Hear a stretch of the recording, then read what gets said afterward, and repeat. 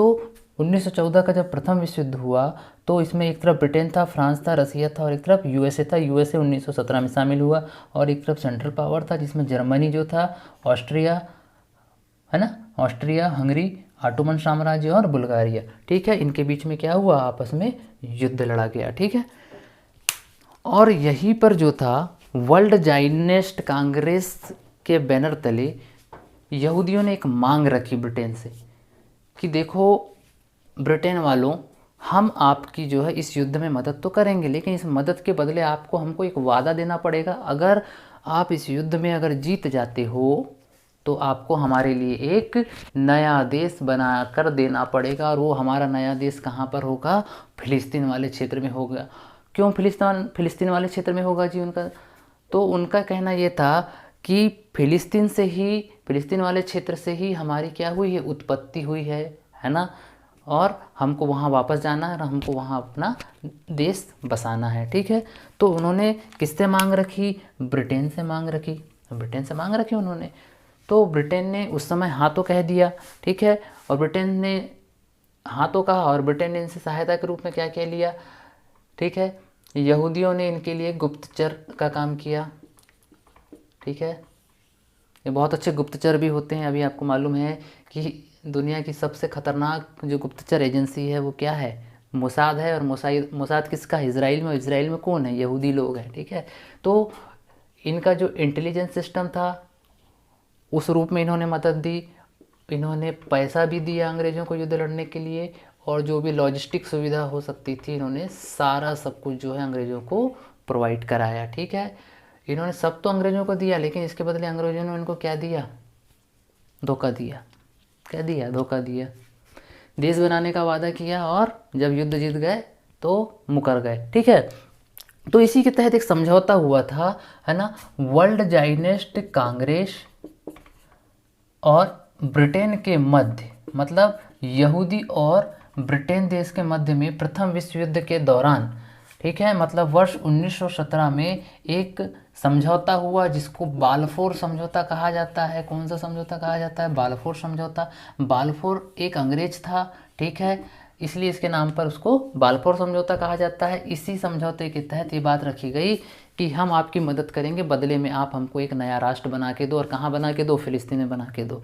Britain ने हाँ हो तो बोल दिया, हाँ हाँ बोला कि हाँ भाई आप हमको मदद करो, हम आपको नया राष्ट्र बना के देते हैं। लेकिन बाद में भाई साहब बदल गए, क्योंकि अंग्रेज लोग ऐसे धोखेबाज होते हैं। ठीक है, तो इस तरीके से जो है घटनाक्रम घटा। और जो विश्व युद्ध साल 1914 में शुरू हुआ था वो अब कहाँ जाकर पहुँच गया, वर्ष 1918 तक। मतलब ये युद्ध पूरा 4.5 साल चला और इसमें जो है आपके एलाइड पावर की जीत हुई। ठीक है, किसकी जीत हो गई, एलाइड पावर की जीत हुई। ठीक है, तो बाल्फोर समझौता के तहत इन्होंने मांग रखी। उसके बाद वर्ल्ड जाइनिस्ट कांग्रेस को ये लगा कि हम इनकी मदद भी कर रहे हैं और इन्होंने हमारे साथ में बाल्फोर समझौता भी किया। अगर इस विश्व युद्ध के बाद में अगर ब्रिटेन जीत जाता है, मतलब पहले विश्व युद्ध में अगर ब्रिटेन जीत जाता है और ये हमको अपने वादा के तहत, है ना, बाल्फोर समझौते के तहत अगर ये हमारा एक देश बसाता है तो हमको अच्छी खासी पॉपुलेशन चाहिए होगी फिलिस्तीन वाले क्षेत्र में। ठीक है, तो उन्होंने क्या काम किया कि धीरे धीरे करके पूरे विश्व के जो यहूदी समाज के लोग थे वो वापस आना शुरू हो गए। किधर की ओर, फिलिस्तीन की ओर आना शुरू किए। ठीक है, अलग अलग क्षेत्रों से वो कहाँ वापस आने लगे, वो फिलिस्तीन वाले क्षेत्र में आने लगे। अब फिलिस्तीन वाले क्षेत्र में आने तो लगे, बात समझ में आ रही है।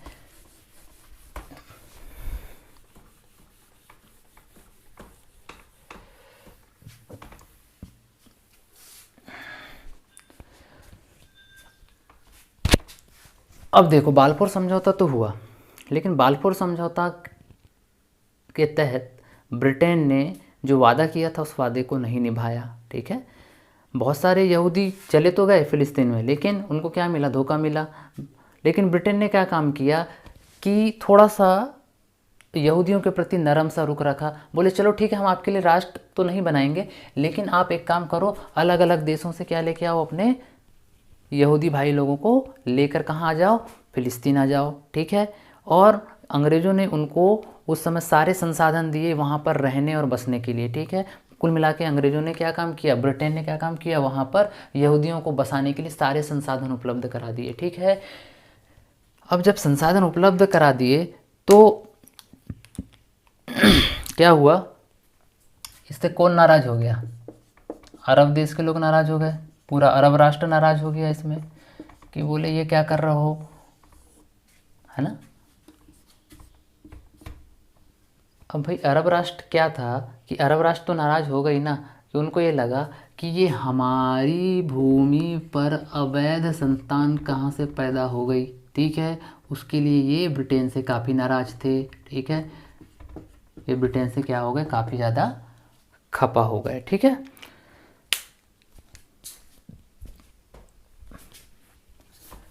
अब ब्रिटेन से जब नाराज़ हुए, हाँ, उसी बीच में अब दूसरी चीज़ क्या हुई कि 1920 में जो था कि एक संस्था बनती है जिसको कहा जाता है लीग ऑफ नेशन, ठीक है। इसको क्या कहा जाता है, लीग ऑफ नेशन।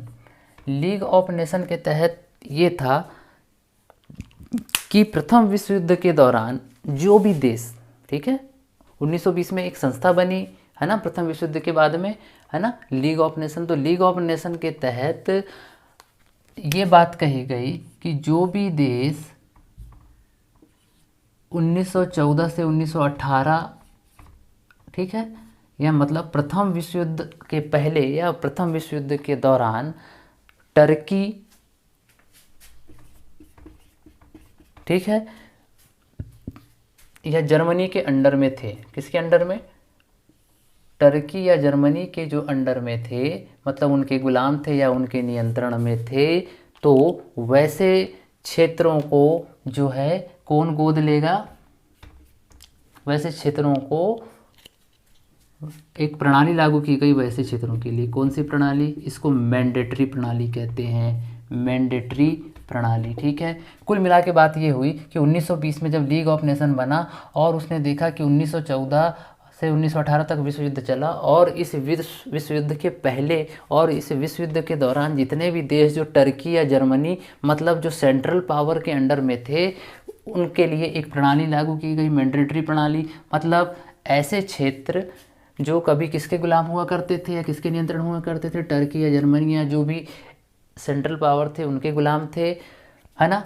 तो उन्हें विश्व युद्ध के बाद जो है क्या काम किया जाएगा, उनको गोद लिया जाएगा। गोद लिया जाएगा मतलब जब तक ये राज्य खुद शासन करने की स्थिति में नहीं आ जाते तब तक जो है उनका मातृ देश उनको सहायता प्रदान करेगा अपनी शासन व्यवस्था को सुचारू रूप से संचालित करने के लिए, ठीक है। तो उस समय क्या था, टर्की में ऑटोमन साम्राज्य हुआ करता था। देखिए ये जो टर्की है, टर्की में कौन सा साम्राज्य था, ऑटोमन साम्राज्य था। और ये ऑटोमन साम्राज्य जो था ये इसका नियंत्रण फिलिस्तीन में था। कहाँ था, फिलिस्तीन में था। फिलिस्तीन में भी कुछ समय कुछ यहूदी रहा करते थे। यहूदी जो थे उस समय बहुत अल्पसंख्या में थे, और बहुसंख्या में कौन थे, फिलिस्तीनी अरब मुसलमान, फिलिस्तीनी अरब मुसलमान। तो कुल मिला के ये वाला क्षेत्र किसके अंडर में रहा था, टर्की के अंडर में रहा था, फिलिस्तीन वाला क्षेत्र, ठीक है। उस समय फिलिस्तीन वाले क्षेत्र में क्या था कि हमारे जो यहूदी भाई थे वो जनसंख्या में बहुत कम थे, मतलब अल्पसंख्यक थे, लेकिन हमारे जो फिलिस्तीनी भाई लोग थे वो बहुत ज़्यादा संख्या में थे, ठीक है। तो उसके लिए मैंडेटरी प्रणाली लाया गया, और मैंडेटरी प्रणाली के तहत ब्रिटेन को ये कहा गया कि तुम एक काम करो, तुम इस फिलिस्तीन वाले इलाके को गोद ले लो और इसको संरक्षण दो, और जब तक संरक्षण दो तब तक कि ये अपने शासन व्यवस्था को सुचारू रूप से संचालित करने की स्थिति में ना आ जाए तब तक, ठीक है। तो ऐसा हुआ।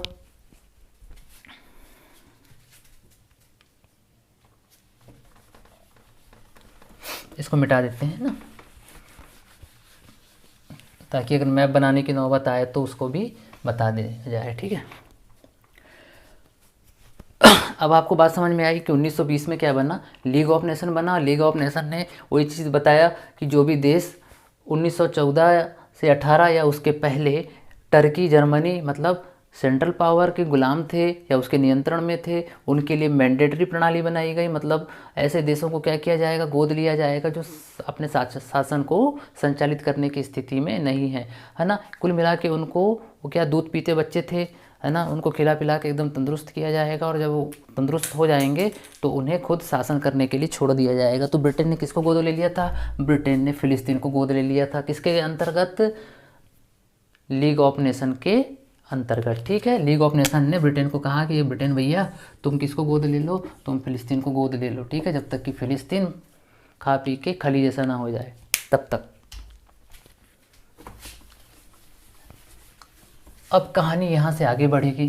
ठीक है, अब कहानी यहाँ से आगे बढ़ेगी। ठीक है, अब 1920 से 45 तक जो है पूरी दुनिया में यहूदियों का बड़ा उग्र दमन किया गया। अलग अलग देशों में इनको जो है मारा जाने लगा, है ना। तो इसी दौरान वो समय आया कि पूरी दुनिया के यहूदी भाग भाग कर जो है फिलिस्तीन वाले इलाके में घुसना शुरू कर दिए, है ना। और ये वहाँ जाते थे क्योंकि इनके पास पैसा तो बहुत था। तो ये फिलिस्तीनी लोगों से क्या करते थे, पूरा रेगिस्तान का रेगिस्तान खरीद लेते, पूरी ज़मीन खरीदते थे, और वो धड़ाधड़ अपनी ज़मीन बेच रहे थे और धड़ाधड़ अपनी ज़मीन ले रहे थे। ठीक है, कुल मिला के फिलिस्तीन इतने मूर्ख चंद थे कि फिलिस्तीनी ने कुछ पैसों के खातिर अपनी पूरी ज़मीन बेच दी, और यहूदी इतने चालू थे कि इन्होंने, भी पैसे वाले थे तो इन्होंने पूरी इनकी ज़मीन को खरीद ली। लेकिन ये ढक्कन थे, इनको समझ में नहीं आया कि नहीं भैया ये हमारी ज़मीन ले रहे हैं, और ज़मीन लेके ये क्या कर रहे हैं, यहाँ पर अपना स्थायी निवास बना रहे हैं। ये इनको बाद में समझ में आया। ठीक है, शुरू में तो इन्होंने धड़ाधड़ अपनी ज़मीन उठा के बेच दिए यहूदियों को। ठीक है,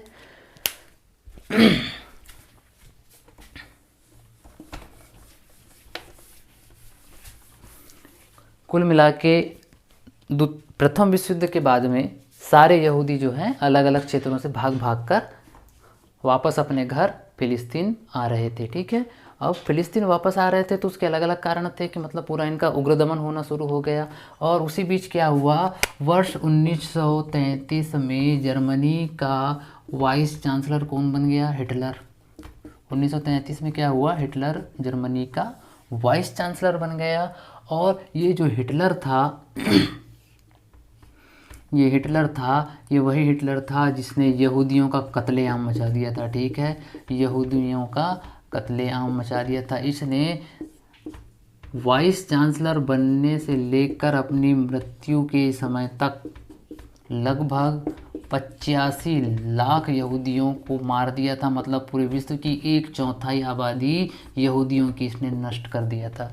अब कारण क्या था, हिटलर यहूदियों से इतनी नफरत क्यों करता था, इसके कुछ कारण भी थे। ठीक है, पहली चीज़, जर्मनी में जो था ईसाइयत का बोलबाला था, क्योंकि जर्मनी जो है यूरोप का क्षेत्र है। ठीक है, तो यहाँ पर ईसाइयत का बोलबाला था, तो एंटीसेमिटिज़म यहाँ पर ऐसे ही मौजूद था। ठीक है, दूसरी चीज़, यहाँ के जो पूंजीपति वर्ग था उसको यहूदी पूंजीपतियों से हमेशा असुरक्षा का भाव महसूस होता था। तो यहाँ के पूंजीपतियों ने हिटलर पर दबाव बनाया कि आप हमारे हितों को सुरक्षित करो, अन्यथा हम जो है आपकी सरकार को सपोर्ट नहीं करेंगे। और तीसरी चीज़ हिटलर के साथ ये थी, ऐसा माना जाता है, एक कहानी है कि हिटलर अपने यहूदी पिता की नाजायज संतान था, इसलिए भी ये यहूदियों से नफरत करता था। ठीक है, तो ऐसे कुछ कारण हुए जिसके कारण हिटलर यहूदियों से इतनी नफरत करता था। ठीक है, तो इसने 1933 से लगाकर 1945 तक 85 लाख यहूदियों को मौत के घाट उतारा, और उनको गैस के चैम्बर में भर भर के मारता था। ये गैस के चैम्बर में डाल देता था और उनको भर भर के मारता था। मतलब ऐसा उग्र दमन देखकर पूरी दुनिया के रोंगटे खड़े हो गए कि यार ये हिटलर इंसान है या जानवर है। ठीक है, तो इस तरीके से इसने जो है यहूदियों के साथ में अत्याचार किया। और इसी दौरान बहुत ज़्यादा मात्रा में जो थे यहूदी भागकर फिलिस्तीन वाले क्षेत्र में आने लगे। ठीक है,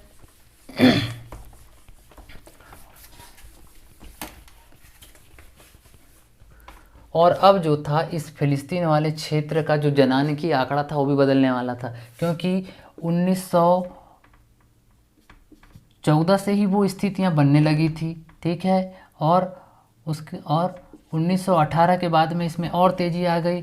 1933 के बाद में तो बहुत तेज़ी आ गई, क्योंकि पूरे विश्व के अलग अलग कोनों में जो है यहूदियों को मारा जाने लगा, और ख़ास तौर पर जर्मनी में हिटलर के द्वारा।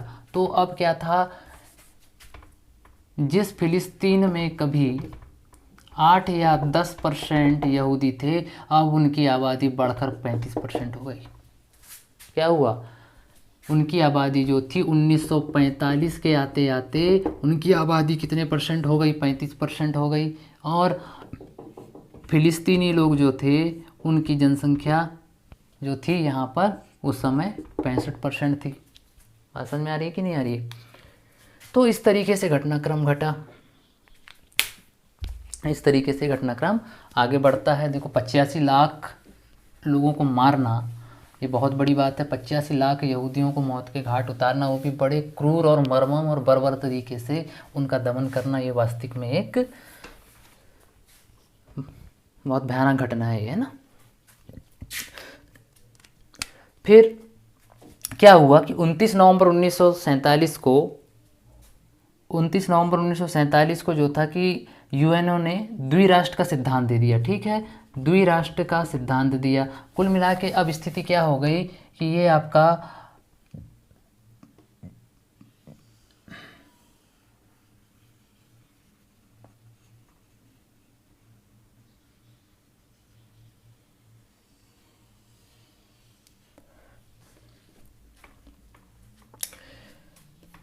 अब इसको आप बड़े ध्यान से समझ लीजिएगा एक बार, है ना, इस नक्शे को। ये गाजा पट्टी का क्षेत्र कहलाता है। कौन सा? गाजा पट्टी। इसको गाजा स्ट्रिप भी कहा जाता है। ये वाला जो है आपका वेस्टर्न वॉल वाला क्षेत्र है। ये क्या है आपका? वेस्टर्न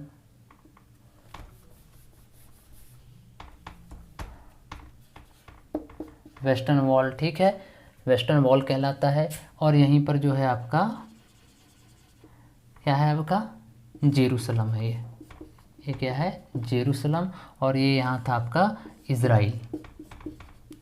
बात समझ में आ रही है? ये था आपका इज़राइल। तो उस समय कंडीशन क्या थी? 1945 तक की जो कंडीशन है वो इस तरीके से थी, ठीक है, कि यहाँ पर इस छोटे से भाग में यहूदी लोग रहा करते थे, ठीक है, इस छोटे से भाग में यहूदी थे, मतलब वो कुछ यहाँ भी थे कुछ यहाँ भी थे, लेकिन यहाँ बहुत कम मात्रा में थे, ठीक है। यहाँ पर 1945 तक की कंडीशन में ये था कि यहाँ पर कुल मिला के इस जगह पर 65% जो आबादी थी वो किसकी थी? आपके 65% आबादी यहाँ पर किसकी थी? आपके फिलिस्तीनियों की, ठीक है, फिलिस्तीनियों की थी। और बाकी आबादी जो थी 35% वो किसकी थी? आपके यहूदियों की। और यहूदी लोग रहते थे इज़राइल में, ठीक है, यहीं से इज़राइल देश बना, है ना। अब देखते हैं इज़राइल कैसे कैसे बसा, है ना। अब क्या हुआ, 29 नवंबर 1947 को यूएनओ ने जो है द्विराष्ट्र सिद्धांत दिया, ठीक है। और इसके तहत जो था कि उन्होंने यरूशलेम को अंतर्राष्ट्रीय शहर के रूप में घोषित कर दिया, ठीक है। मतलब 29 नवंबर 1947 को यूएनओ ने क्या काम किया कि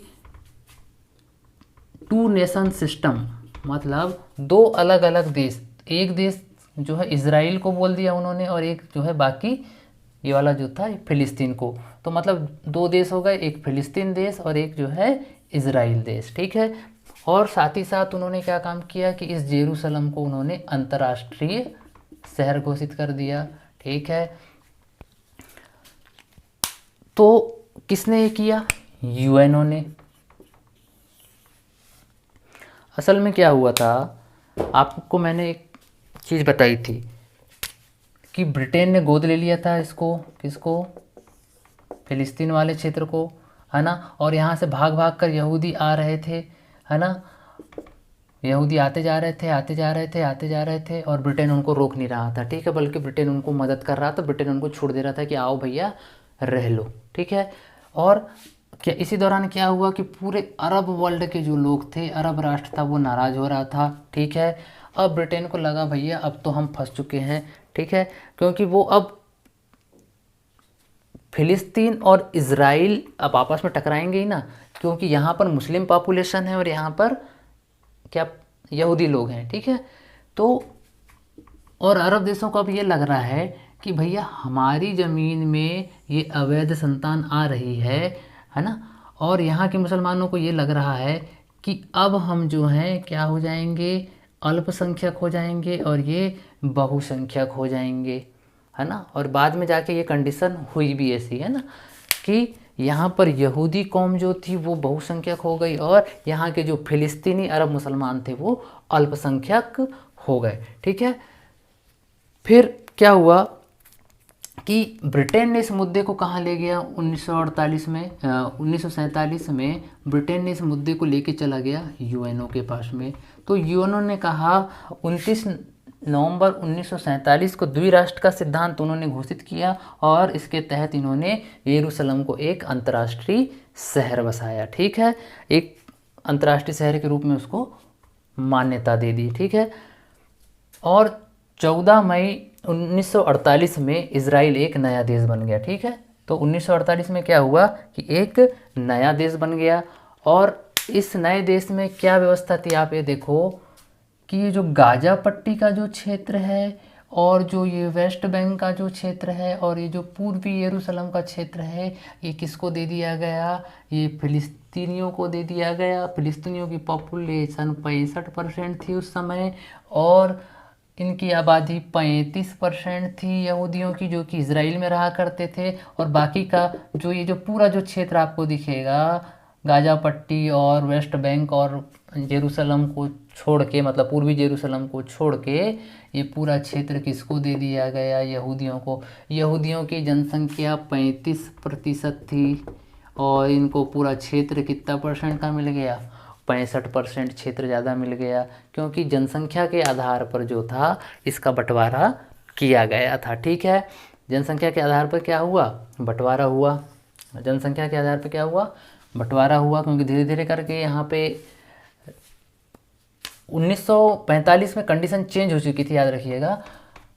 यहाँ पर जो था 35% जो थे वो फिलिस्तीनी थे और 65% क्या थे, आपके यहूदी लोग हो चुके थे, ठीक है। मतलब बहुसंख्या में क्या हो गए थे, यहूदी लोग हो गए थे, पूरी दुनिया से भाग भाग के आए थे। इनकी जनसंख्या जो थी यहाँ के मुसलमान भाइयों से ज़्यादा हो गई थी, ठीक है, फिलिस्तीनियों से। तो जब जनसंख्या के आधार पर वितरण किया गया और इसको बांटा गया, तो यूएनओ ने जब इसको बांटा तो गाजा पट्टी का क्षेत्र जो है और वेस्ट बैंक का जो क्षेत्र है और पूर्वी जेरूसलम का क्षेत्र है, ये उठाकर फिलिस्तीनियों को दे दिया, ठीक है, क्योंकि इनकी आबादी, फिलिस्तीनियों की आबादी 35% थी और इसी रेशियो में इनको क्षेत्र दिया गया। और 65% आबादी हमारे यहूदी भाइयों की थी, तो इनको जो है उसी आधार पर बाकी का जो पूरा क्षेत्र है वो दिया गया। स्वाभाविक सी बात है कि फिलिस्तीन को कम क्षेत्र मिल रहा था और इजराइल को ज़्यादा क्षेत्र मिल रहा था, ठीक है। इस बात को समझ रहे हो आप लोग।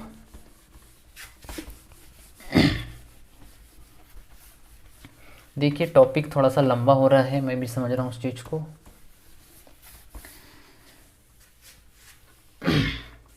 तो द्विराष्ट्र सिद्धांत जो है 29 मई 1947 को दिया था उन्होंने, है ना, और उस द्विराष्ट्र सिद्धांत के तहत जो है यरूशलेम को एक अंतर्राष्ट्रीय शहर घोषित किया गया, ठीक है। और 29 मई 1947 को ही यूएनओ ने क्या काम किया था कि 2 शहर या 2 अलग अलग देश फिलिस्तीन और इजराइल बनाए जाएंगे, ऐसी उन्होंने घोषणा की थी। क्या की थी कि फिलिस्तीन और इजराइल बनाया जाएगा। उसके बाद क्या हुआ कि जब उन्होंने घोषणा किया यूएनओ ने, तो जैसे ही इन्होंने घोषणा की और जब इजराइल एक नया देश के रूप में इसको बस मान्यता मिलने ही वाली थी, मतलब इजराइल ने अपने को एक स्वतंत्र राष्ट्र घोषित कर दिया, क्योंकि यूएनओ ने उसको एक तरीके से मान्यता दी तो नहीं थी, लेकिन उसने इसको घोषित कर दिया था। ठीक है, अब इजराइल बहुत खुश हो गया कि यार चलो हमको यूएनओ ने कम से कम जो है इतना अप्रिशिएट किया, तो इसने अपने आप को स्वतंत्र राष्ट्र घोषित कर दिया। ठीक है, 29 मई 1947 को यूएनओ की घोषणा के आधार पर। ठीक है, उसके बाद इजराइल भारी खुश और अरब देश गुस्सा खा बैठे थे। ठीक है, और अरब देशों में एक संगठन बना, मिस्र का, सीरिया का और इराक का और जॉर्डन का। इन चारों ने मिलकर जो था इजराइल के ऊपर हमला कर दिया। ठीक है, 29 नवंबर 1947 को यूएनओ ने यह कहा कि फिलिस्तीन और इजराइल नामक दो देश होंगे और इजराइल ने अपने को एक स्वतंत्र राष्ट्र ही मान लिया। ठीक है, और जैसे ही इन्होंने अपने आप को स्वतंत्र राष्ट्र घोषित किया तो अरब देश गुस्सा खाए और इन्होंने क्या धड़धड़ा के किस पे आक्रमण कर दिया, इजराइल के ऊपर आक्रमण किया। और जब इजराइल के ऊपर आक्रमण किया तो इजराइल ने इस युद्ध को जो है कुछ ही दिनों में समाप्त कर दिया और इस युद्ध को क्या किया, जीत लिया। देखिए यहूदी लोग कितने चालू हैं, आए बसे और पूरे मुसलमान भाइयों को इन्होंने एक तरीके से निपटा ही दिया। ठीक है, मिस्र, सीरिया, इराक और जॉर्डन ये चारों मिलकर लड़ रहे थे, अकेला इजराइल निपटा दिया। निपटाने का कारण क्या था कि इसको हमेशा जो थी यूएसए से मदद मिलती थी, अमेरिका से। अमेरिका इसको हथियार देता था, इसलिए इसने सारे हथियारों का प्रयोग किसके ऊपर कर दिया, अरब देशों के ऊपर किया और युद्ध जीत गया। ठीक है, फिर इस युद्ध के तुरंत बाद क्या हुआ, 14 मई 1948 में इजराइल को नया देश बना दिया गया और फिर वही पॉपुलेशन के आधार पर जो था क्षेत्र बांट दिया गया, है ना, ये वाली बात हुई। और याद रखना 11 मई 1949 को भारत ने इजराइल को मान्यता दे दी, लेकिन भारत ने कोई भी राजनीतिक संबंध जो है इजराइल के साथ में नहीं बनाए। कारण क्या था कि भारत के मुसलमान नाराज हो जाते। ठीक है, क्योंकि उनकी सिंपैथी किसके साथ में जुड़ी हुई थी, अरब में रहने वाले मुसलमानों के साथ में। और हमारे जो प्रथम शिक्षा मंत्री थे अब्दुल कलाम आज़ाद, है ना, उन्होंने नेहरू जी को कहा कि भैया अभी समय नहीं है संबंध बनाने का, राजनीतिक संबंध बनाने का इजराइल के साथ में। ठीक है, तो उस समय सिर्फ मान्यता दे दी गई, लेकिन इनके साथ में किसी तरीके के राजनीतिक संबंध नहीं बनाए गए। ठीक है, किसी तरीके के राजनीतिक संबंध इनके साथ में स्थापित नहीं किए गए। अब बात समझ में आ रही है कि 11 मई 1949 को भारत ने भी इजराइल को मान्यता दे दी। ठीक है, फिर अरब और इजराइल का जो है युद्ध हुआ।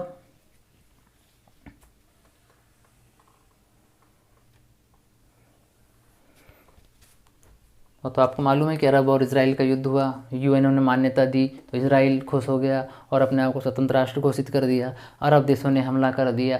अरब देशों ने जब हमला किया तो वापस यूएनओ ने देखा तो उसने फिर क्या काम किया कि 14 मई 1948 को उन्होंने फिर पूरा डिवाइडेशन ही कर दिया कि भैया चलो ठीक है, पॉपुलेशन के आधार पे हम आपको डिवाइड करते हैं, गाज़ा पट्टी का, वेस्ट बैंक का और पूर्वी यरूशलेम का क्षेत्र हम जो है किसको दे देते हैं, फिलिस्तीनियों को देते हैं। ठीक है, तो जो पूर्वी जेरूसलम का जो क्षेत्र था वो जॉर्डन के अंडर में आता था। पूर्वी जेरूसलम और जो जॉर्डन वेस्ट बैंक का क्षेत्र था ये जॉर्डन के अंडर, अर्थात ये फिलिस्तीनियों का ही क्षेत्र था। ठीक है, लेकिन जॉर्डन को उसको संरक्षण के लिए दे दिया गया था। ठीक है, तो इस तरीके से था।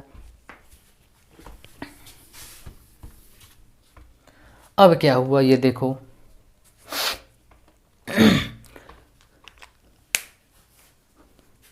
एक काम करते हैं, आज इस टॉपिक को यहीं पे रोकते हैं। आप थोड़ा सा एक आइडिया आपके दिमाग में आया होगा, आप थोड़ा सा इसको वीडियो को पॉज कर करके आप देखना और कहाँ पर क्या बातें बताई गई हैं उसको आप लिंक करते चलना, ताकि बातें आपको समझ में आए और आपको मेरे वीडियो बनाने का मकसद